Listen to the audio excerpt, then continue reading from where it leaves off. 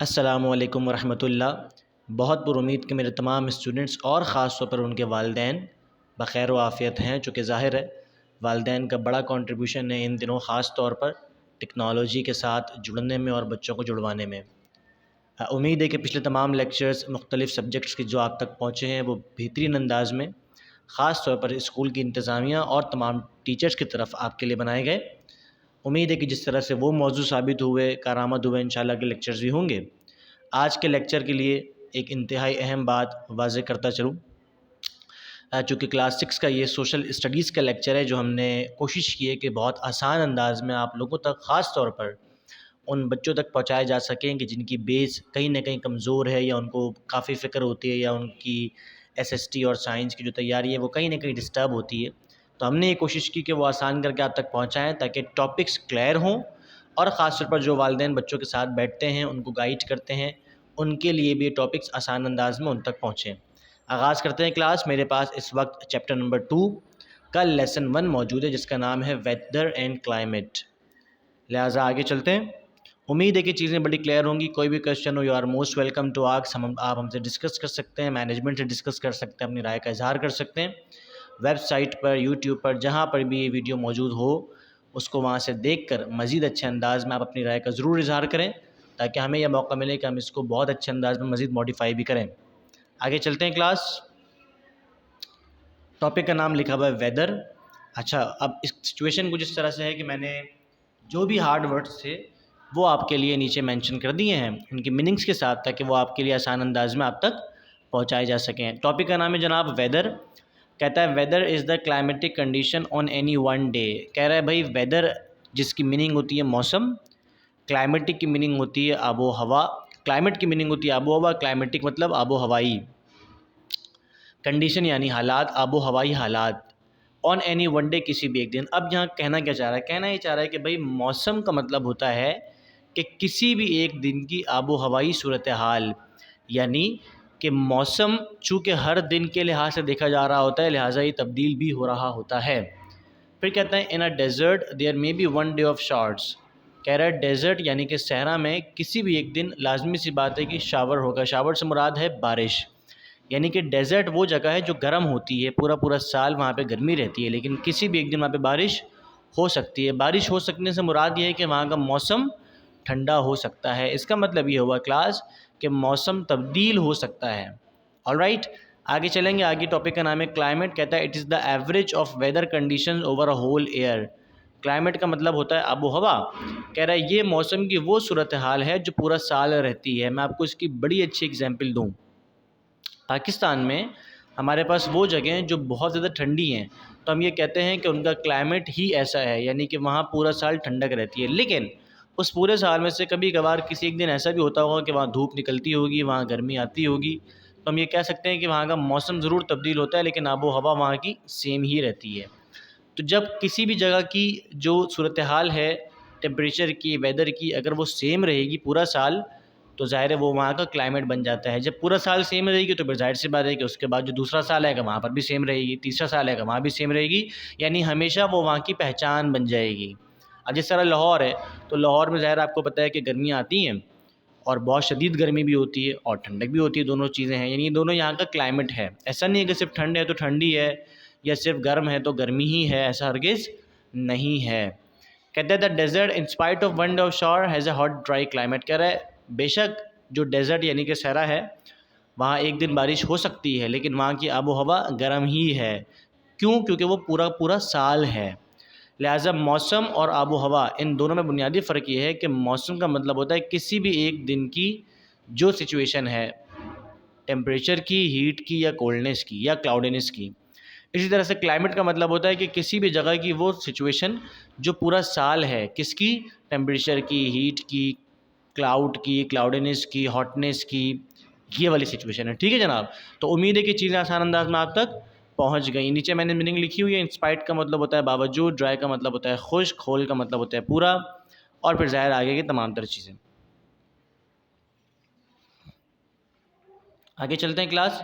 इसके बाद जो मेरा नेक्स्ट टॉपिक है वो है इम्पॉर्टेंस ऑफ क्लाइमेट, यानी क्लाइमेट की अहमियत क्या है, आबो हवा की अहमियत क्या है? कहता है climate of any country is very important. आबो हवा किसी भी मुल्क की बहुत अहम होती है।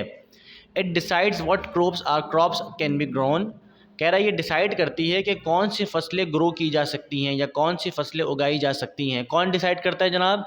ये डिसाइड करता है क्लाइमेट। बात पहुँच रही नहीं पहुँच रही है? बड़ी सिंपल सी बात है, यानी सोचने वाली बात है ना। एक जगह पर गर्मी रहती है पूरा पूरा साल, तो जाहिर सी बात है वहाँ पर वो फसलें उगाई जा सकती हैं जो गर्मी की हैं या गर्मी ही में मौजू होती हैं, है कि नहीं है जनाब? अच्छा, अब इसको ज़रा चेंज करते हैं। एक जगह है जहाँ का टेम्परेचर हमेशा ठंडा रहता है, क्लाइमेट हमेशा ठंडा रहता है, तो जाहिर सी बात है कि वहाँ पर वो फसलें उगाई जा सकती हैं जो ठंडक में उगाने वाली हैं। इसलिए क्लाइमेट बहुत मैटर करता है। क्या कहता है नीचे? Rice are grown in hot climate area. चावल ख़ास तौर पर उन इलाकों में उगाए जाते हैं या उनकी फसलें लगाई जाती हैं जो गर्म होती हैं, यानी ठंडे इलाके में, ठंडे माहौल में चावल को नहीं उगाया जा सकता, चावल की काश्त नहीं हो सकती। वेट यानी कि गंदुम जिसकी रोटियां बनती हैं, आटा, are grown in cold climatic area, यानी वेट को हम ठंडे क्लाइमेटिक एरिया में ग्रो करते हैं, ठंडे आबो हवा इलाके में ग्रो करते हैं। क्यों? क्योंकि गंदुम गर्म इलाके में नहीं उगाई जा सकती। तो ये एक सबसे बड़ी इंपॉर्टेंस, सबसे बड़ा फ़र्क है। नीचे मैंने मीनिंग लिख दी है। इंपॉर्टेंस का मतलब होता है अहमियत, क्रॉप्स का मतलब होता है फसल, क्लाइमेटिक यानी आबो हवा, ये पीछे भी डिस्कस किया था। वेट का मतलब गंदुम, हॉट का मतलब गर्म, कोल्ड का मतलब ठंडा। आगे चलें क्लास। कोई भी क्वेश्चन हो, ख़ास तौर पर पेरेंट्स से मुखातिब हूँ, लाजमन पूछो ताकि चीज़ों को आसान अंदाज में पहुँचाया जा सके। आगे टॉपिक का नाम है जनाब causes of different climate. Causes का मतलब होता है वजह, डिफरेंट मतलब मुख्तलिफ, क्लाइमेट मतलब आबो हवा, यानी मुख्तलिफ आबो हवाई जो सूरत हाल होती है उसकी वजूहात क्या होती है, क्यों ऐसा होता है कि क्लाइमेट डिफरेंट हो जाते हैं, मतलब क्यों कहीं पर ठंडा है, क्यों कहीं पर गर्म है, वजह क्या है। सबसे पहली चीज़ है temperature is main factor which depends upon. सबसे मेन चीज़ है दर्जा हरारत। जाहिर सी बात है, टेम्परेचर बहुत ज़्यादा होगा, 40 होगा, 50 होगा, तो ज़ाहिर है वो इलाका गर्म रहेगा। वो टेम्परेचर उस जगह पे जहाँ पर कम होगा, 20 है, 10 है, 0 है या -2 या -5 है, उस जगह पे मामलात ठंडे रहेंगे। ठीक है ना जनाब? पहली हेडिंग लिखिए डिस्टेंस फ्रॉम इक्वेटर। अब इस टॉपिक को समझने से पहले आपको मैं राइट पे डायग्राम बना के दिखाना चाहूँगा, जो मैंने बनाई है आपकी आसानी के लिए। गो के बुक के अंदर नहीं है, लेकिन आपको समझाने के लिए मैंने इसको ख़ास तौर पर बनाया है। क्या है जनाब? ये जो मैंने सर्कुलर बॉडी बनाई है, ये है अर्थ यानी कि ज़मीन। इसमें से जो बीच की लाइन जा रही है, यानी कि ज़मीन का जो सेंटर पार्ट होता है, बीच का पार्ट, उसको इक्वेटर कहा जाता है। उर्दू में कहते हैं ख़त इस्तिवा। ठीक है जनाब? दूसरा ये कि अर्थ का जो सबसे ऊपर वाला पार्ट है, टॉपेस्ट पार्ट, सबसे ऊपर, उसको बोलते हैं नॉर्थ पार्ट या फिर नॉर्थ पोल। ठीक है? उसी के साथ जो सबसे नीचे वाला पार्ट है उसको बोलते हैं साउथ पार्ट या फिर साउथ पोल। अब हेडिंग लिखी थी डिस्टेंस फ्रॉम इक्वेटर, यानी इक्वेटर से फासला, यानी अर्थ के बीच वाले हिस्से से फासला। तो क्या लिखा नीचे? कहता है the closer we are to equator.